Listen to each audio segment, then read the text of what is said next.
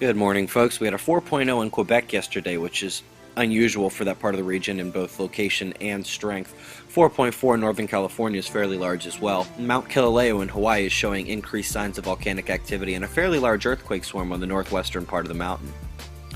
Interesting to get a little look inside the mind of the average Iranian citizen.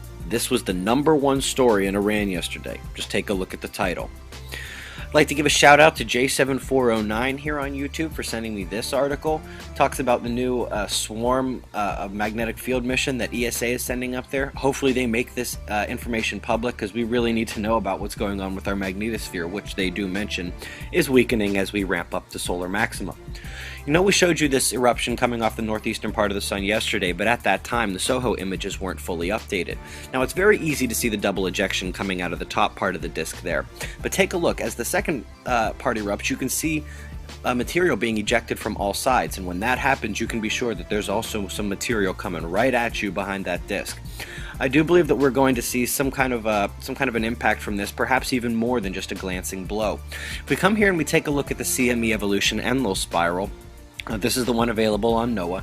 You can see that this second little eruption right there does appear like it's going to clip that little yellow dot, which is Earth, sometime right around the beginning of the 27th Universal Time. So that'd be around 7 p.m.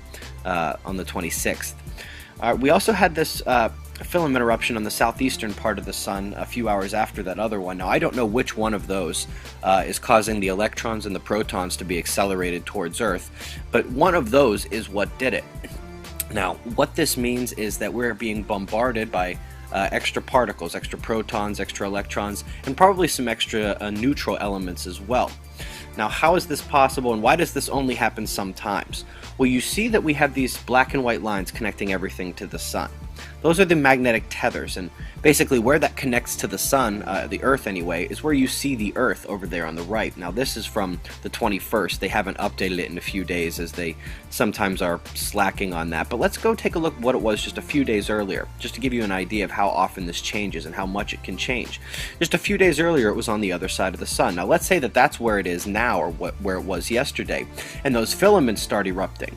Well, if the Earth footprint is close enough to any kind of major eruption on the sun, that's when we get a particle event, like a particle flux.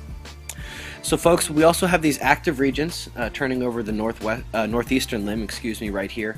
They are developing, and they do show some magnetic complexity, so we'll have to wait and see what these turn into in the next day. We are expecting to see the impact from a coronal hole stream from the dark coronal hole down at the bottom of the sun. The only magnetic filament left is pointed right at Earth, just north of it, and we do have those active regions turning over the northeastern limb. We'll have to keep an eye on all of it, folks. Be safe.